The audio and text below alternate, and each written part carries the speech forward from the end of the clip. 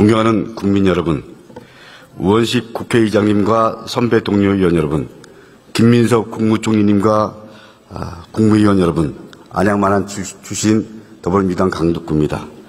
국민주권정부는 대한민국을 바로 세우라는 국민의 명령을 받았습니다. 단순한 정권 교체를 넘어서 시대 교체를 이루라는 준엄한 명령입니다. 시대 교체는 추상적 구호에 머물렀던 국민주권을 실체로 인정하는 데에서부터 출발해야 합니다. 내란 극복은 가장 평화롭게, 그리고 가장 강렬하게, 그리고 가장 온전하게 국민주권을 실현한 우리의 역사였습니다. 조금 전 동료 의원의 대정부 질문을 보고 심한 자괴감과 황당함을 느꼈습니다. 분명히 말씀드립니다. 국민주권정부 100일은 윤석열 정권이 파괴한 그리고 망가뜨린 대한민국을 다시 회복하고 그리고 국민의 일상을 복구하는 회복의 100일이었음을 분명히 말씀드립니다.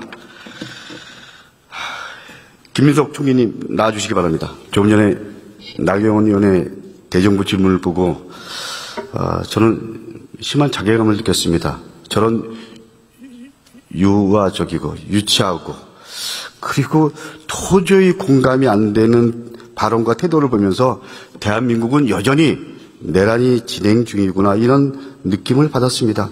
내란을 추종하고 그리고 윤석열을 옹호하던 세력들이 아직도 이 국회 연단에서 헌법과 민주주의를 호도하는 말을 하고 있습니다. 총리님, 저는 내란을 철저하게 종식시켜야 대한민국의 여러 현안들을 그리고 국정 과제들을 제대로 해결할 수 있다고 생각합니다. 우리 총리님의 견해를 듣고 싶습니다. 네, 전폭적으로 공감합니다. 의원님의 질의 시간이기 때문에 다른 의원님께 대해서는 제가 굳이 더 말씀드리지 않겠습니다. 예, 우리 총리님 의원실에 걸려있는 문구가 정치는 약자의 눈으로 미래를 보는 것이다. 이런 내용이 있습니다. 저는 총리직을 수행하는 동안 그런 문구가 마음의 중심이기를 진심으로 바라고 희망합니다. 총리님, 저는 우리 세대의 가장 큰 고민은 노후 대책이라고 생각합니다. 총리님, 노후 고민 하고 계시죠? 하고 있는데 부실합니다. 예. 총리님, 국민연금 예상 수령액이 얼마인지 아십니까? 이렇게 대놓고 공개적으로 하기는 좀 민망할 정도로 적습니다. 예, 저는 공개적으로 하면 100만 원 정도. 조금 안 됩니다. 예. 그러나 그 또한 우리 현재 상황에서는 너무 적다 이렇게 말하기 어려울 정도의 예. 우리 국민연금 상황은 그렇습니다. 예, 국민들의 노후가 총리님이나 저나 거의 어떻게 보면 더 불안하실 겁니다. 국민들의 노후 어떻게 보십니까? 국민들의 노후? 예. 아주 큰 문제죠. 우리 현재 빈곤율도 너무 높고, 연금도 제대로 정비가 안 돼 있고, 사각지대도 많고, 그리고 여러 가지 개혁을 해가고 있고 할 것이지만 사실은, 만족스러운 그 수준으로의 개선을 바라기는 쉽지 않기 때문에 저는 연금개혁과 함께 사실은, 거주 문제 등등을 포함한 조금 다른 접근이 있어야 되지 않는가 평소에 생각하고 있습니다. 저는 여러 가지 말씀하셨지만 가장 핵심은 소득이고요. 그리고 연금이라고 생각합니다. 우리나라 노후소득 보장 체계는 기초연금, 국민연금, 그리고 퇴직연금 이렇게 다층 구조로 되어 있는데 국민연금 평균 수급액이 얼마 정도인지 아십니까? 65세 이상. 한 45만 원, 6만 원 그 정도 수준. 제가 알기에는 약 45만 원 정도로 알고 있습니다. 그만큼 노인 빈곤율이 심각하다라는 겁니다. 그래서 노인 빈곤율과 노인 자살률이 OECD 국가 중에서 참 이거 마음이 참 무거운데요. 최악입니다. 문재인 정부에서 개선되던 노인 빈곤율 흐름은 윤석열 정부에서 다시 악화됐습니다. 연금 제도가 제대로 작동하지 않은 결과입니다. 총리님 어떻게 생각하십니까? 네, 그렇습니다. 그것뿐만이 아니라 전반적으로 전체적인 경제 상황과 함께 여러 가지 복지 혜택 등도 축소되는 시기를 겪었습니다. 그래서 국민연금을 중심으로 해서 노후소득 보장 체계를 강화하면서 부족한 연금은 퇴직연금을 통해서 보완해야 된다라는 게 전문가들의 대체적인 의견입니다. 그러나 현실은 퇴직연금 이 부분에서 퇴직급여 대상 중에 절반이 연금이 아니라 일시금으로 받고 있는 게 또한 현실입니다. 퇴직연금 가입자 중에서 제가 알기에는 약 87%가 일시금을 선택합니다. 그렇기 때문에 사실상 무늬만 연금이지 연금이 아니다 이렇게 얘기들 합니다. 300인 이상 사업장에서는 91%가 도입이 됐지만 5인 미만 사업장에서는 10%에 불과하다고 합니다. 빈틈을 메우는 방법은 퇴직연금을 의무화하는 방법, 이것이 전문가들의 일치된 의견입니다. 이재명 정부에서는 그래서 국정과제로 퇴직연금 의무화를 명시적으로 제시했습니다. 총리님, 퇴직연금 의무화에 대해서 정부의 의지를 분명하게 밝혀주시기 바랍니다. 네, 말씀하신 것처럼 우리가 노후 문제를 해결하기 위해서 반드시 해결해야 될 문제이고 국정과제에 들어있기도 하고 그렇기 때문에 단계적 의무화라는 관점에서 저희들이 하나하나 풀어갈 의지를 확실히 가지고 있다는 말씀을 드립니다. 현재 퇴직연금 제도는 사업장별로 개별 민간에 위탁하는 방식인데요. 국민연금처럼 거대 기금을 조성해서 운영하면 규모의 경제 그리고 장기적이고 안정적인 수익률을 창출할 수 있습니다. 운영 효율도 물론 높아지고요. 그렇기 때문에 기금 조성에 대해서 좀 더 적극적이어야 한다고 생각합니다. 우리 총리님 견해를 밝혀주십시오. 네, 그렇게 하겠습니다. 아까 단계적 의무화 말씀을 드렸는데 퇴직연금을 의무화하면 사실은 조금 취약한 사업장에 있어서 더 어려움들이 있기 때문에 이것을 전체적으로 지금 하는 데 있어서는 단계적으로 갈 수밖에 없는 재정적인 어려움이 있습니다. 해서 기금을 확대하는 문제를 저희들이 적극적으로 검토하고 있다 하는 말씀을 드립니다. 그래서 퇴직연금 의무화를 위해서 노사 등 이해 당사자 간의 적극적 사회적 대화가 필요합니다. 이 부분에 대해서 총리로서 적극적 역할을 부탁드립니다. 예, 그렇게 하겠습니다. 예, 감사합니다. 다음 고용부 장관님 좀 와주시기 바랍니다. 네. 퇴직연금 의무화 단계적 추진을 위해서 구체적 세부 로드맵 갖고 계시죠? 네, 준비하고 있습니다. 어떤 로드맵을 갖고 계신지 말씀해 주시기 바랍니다. 작은 사업장에 지원하고 행정적, 재정적 지원을 해서 단계적으로 의무화하는데요. 그 의무화하는 시점에 대해서는 지금 아직 특정을 하지 못하고 있는데 예를 들어서 몇 가지 법안들이 지금 제출되어 있는 걸로 알고 있습니다. 의원님도 제출한 것도 알고 있습니다. 예, 임기 내 완료할 수 있죠. 반드시 하겠습니다. 예, 중소기업, 특수고용직, 플랫폼 노동자까지 포함해서 대상을 확대하는 것은 큰 틀의 사회적 합의라고 봐도 되죠? 그렇습니다. 말씀하신 바와 같이 우리나라 노후 빈곤율을 개선하는 데 퇴직연금이 대단히 중요하다고 생각하고 또 한편으로는 체불임금을 감소시키는 데 있어서도 퇴직연금이 중요하다고 생각하고 있습니다. 그래서 노후 준비에 대한 부분들은 상대적 약자에 대한 고민도 동시에 해야 된다. 공감하시죠? 예, 공감합니다. 예. 그 기금을 조성하면 별도의 공단을 설립해서 운영하는 방법, 그리고 국민연금공단에 위탁하는 방법, 그리고 민간 금융기관에 위탁하는 방법 등 여러 가지 방법들이 있는데 어떤 방안이 가장 효과적이라고 생각하십니까? 제일 중요한 건 이 수탁기간, 선량한 수탁기간을 찾는 게 대단히 중요하다고 생각합니다. 많은 노동자들은 마지막 있는 노후 소득이기 때문에 안정성과 함께 수익성이 동시에 추구돼야 되는데 찾기는 쉽지 않은데 그렇기 때문에 의원님께서 말씀하신 것처럼 사회적 대화를 통해서 저 개인적으로 묻는다면 어떤 공적 기관에 수탁하는 방법이 제일 안정성과 수익성을 같이 높이지 않습니까? 예, 안정성과 수익성 그리고 못지않은 게 국민들의 신뢰를 얻는 것이 중요하다고 생각합니다. 네. 우리 모두의 미래를 위해서 퇴직연금 완전 의무화 그리고 기금화를 속도감 있게 그리고 사회적 합의를 통해서 제대로 해줄 것을 요청합니다. 네, 그렇게 하겠습니다. 계속해서 질문하겠습니다. 네. 장관님, 21세기 대한민국은 학벌 사회입니까? 아니면 능력 사회입니까?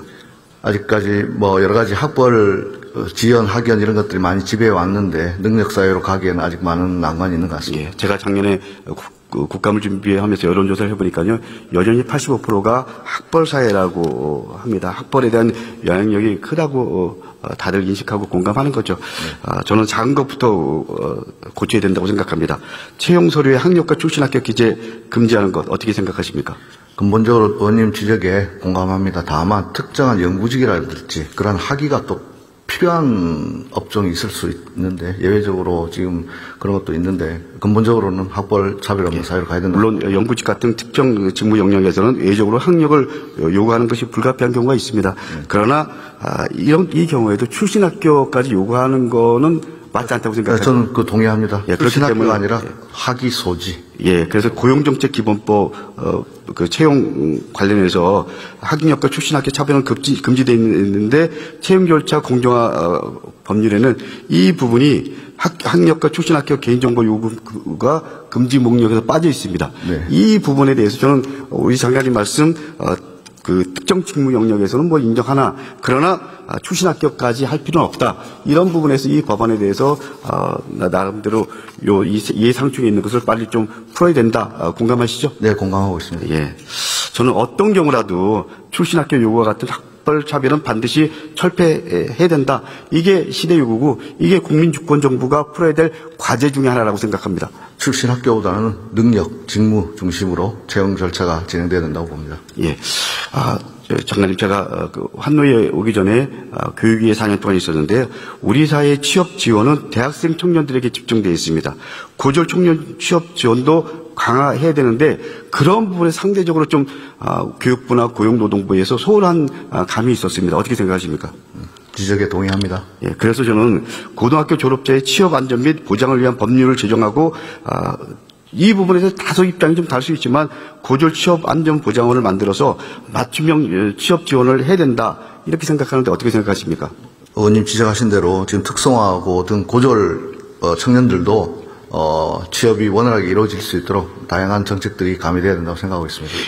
제가 우리 장관님 환노위 때 여러 번 얘기했지만 저는 정치를 하면서 가장 기본적인 입장, 제 원칙이 측은지심입니다. 상대적으로 우리가 약자를 좀 더 보듬고 약자를 좀 더 포용하고 그런 사회가 열린 사회고요. 그런 사회가 모두가 행복한 사회, 그런 사회가 국민주권정부가 나가야 될 사회라고 생각하는데 어떻게 생각하십니까? 전적으로 공감합니다. 그래서 우리 교육부와 또 우리 노동부가 같이 좀 의논해서 고졸 취업망 그리고 또 직업계 고등학교 학생들에 대한 좀 더 큰 틀의 관심과 제도적인 지원 가야 되는 길 아닌가요? 제가 최근에 안산에서 그 특성화고 학생들의 이야기를 담은 영화를 3학년 2학기라는 영화를 봤습니다. 그 감독님 인터뷰도 봤는데요. 이 특성화고 학생들이 실습에 나갔는데 현장에 꼭 벌 받는 느낌이었다. 이런 이야기를 듣고 많은 생각을 하게 됐습니다. 그 고졸 청년들이 현장을 자기 일로 보람있게 할 수 있도록 여러 가지 고민을 하겠습니다. 장관님, 벌받는 느낌이었다라고 말씀하셨는데요. 저는 직업계 고등학교 학생들 그리고 이 고등학교 나왔는데 제도적 관심에서 소외된 학생들 보면 똑같은 마음입니다. 아마 여기 계신 우리 국회의원님들이나 또 우리 관료 장관분들도 똑같은 마음을 가져야 된다고 생각합니다. 그런 시선으로, 그런 마음으로 우리가 공적 역할을 하는 동안 좀 더 약자에 대한 배려 가져주시길 진심으로 바랍니다. 네. 학벌주의를 깨고 능력 중심의 공정사회, 대학을 나오지 않아도 취직이 잘 되는 사회를 만들려면 큰 틀의 구체적인 실행 로드맵 그리고 담대한 큰 틀의 정책 전환이 필요하다고 생각합니다. 그런 큰 틀의 정책 전환 만들 의향 있으십니까? 네, 국민주권정부 또 노동존중 사회를 지향하는 새로운 정부의 기치에 맞게끔 고등학교만 나오더라도 좋은 직장에서 일할 수 있는 여러 가지 제도와 예산 꼭 마련하겠습니다. 그래야지 내가 굳이 대학을 안 가도 아니면 고등학교 나온 다음에 직장생활 사회생활을 하다가 필요하면 다시 대학 가고 이런 사회가 열린 사회잖아요. 저는 그게 국민 주권 정부가 나가야 될 방향이고요. 그것이 철학이 되어야 된다고 생각합니다. 그런 사회를 만드는데 함께 고민해 주시기 바랍니다. 네, 최선을 다하겠습니다. 예, 감사합니다. 우리 교육부 장관님 좀 잠깐 나와주십시오. 장관님 먼저 취임을 축하드립니다. 저는 적어도 지금 이 시기에 이 상황 속에서 교육부 장관은 최규진 장관이 가장 적임자라고 생각을 한 사람이었습니다. 장관님 그런 입장에서 현장에 대한 이해, 특히 교사와 학생들을 마음을 잘 담아서 정책에 담아주시길 진심으로 바라고 희망합니다. 네, 노력하겠습니다. 13년째 청소년 사망 원인 1위가 뭔지 아십니까? 네. 안타깝게도 자살입니다. 하루에 한 명씩 아이들이 극단적인 선택을 하고 있답니다. 이유가 뭔지 아십니까? 여러 가지 이유가 있을 것으로 합니다. 경쟁에 지친 것도 있을 테고, 친구들이든 가족이든 다양한 사회에서의 관계 속에서의 소외 이런 것도 있을 것 같고 어쨌든 사회적인 요인들이 다양하게 있다고 생각합니다. 예. 학생들 자살 충동 1위가 성적과 입시 스트레스입니다. 학생 절반이 성적 때문에 우울하다고 호소합니다. 교육이 아이들을 병들게 하는 이 현실, 이거 그대로 두실 겁니까? 지금 말씀하신 것처럼 실제로 작년 통계를 보면 학생만 하면 한 221명, 학교 밖 청소년까지 하면 370명이 넘는, 그래서 의원님께서 말씀하신 것처럼 거의 매일 한 명씩, 다시 말해서 11년 전에 있었던 세월호 사고가 준 우리에게 좀 어마어마한 충격이 있는데 매년 세월호 규모의 우리 아이들이 이 다양한 이유로 죽어가고 있는 현실입니다. 그래서 어쩌면 이 문제에 관해서 여러 부처가 같이 힘을 모아야 되지만 교육부에서 가장 무거운 책임감을 가지고 이 숫자를 줄이고 없어질 때까지 가장 우선한 정책으로 해야 되지 않을까 생각합니다. 윤석열 정부는 고교 서열화를 강화했습니다. 벼랑 끝 줄 세우기 경쟁만 나왔습니다. 이건 교육이 아니고요. 폭력이고 학대입니다. 바꿔야죠. 바꿔야죠. 네, 경쟁교육은 완화할 필요가 있습니다. 이제 수능과 고등학교 내신을 절대평가로 전환해야 됩니다. 이게 시대 요구라고 생각합니다. 불안과 혼란을 줄이기 위해서 단계적으로 도입해야죠. 변별력은 내신과 수능 등급 조합으로 해결될 수 있다는 게 전문가들의 대체적인 의견입니다. 절대평가 전환은 경쟁과 서열에서, 그리고 궁극적으로 그것이 공정과 존중으로의 전환입니다. 이것이 저는 큰 틀의 방향이고, 그리고 이것이 사교육비도 줄일 수 있다라고 생각합니다. 국민의 56%가 동의했고, 그리고 교육감 협의회 때 우리 장관님 포함해서 교육감들도 동의했습니다. 어떻게 생각하십니까? 네, 의원님 말씀이 공감합니다. 실제로 그저께도 저희들이 시도교육감들과 함께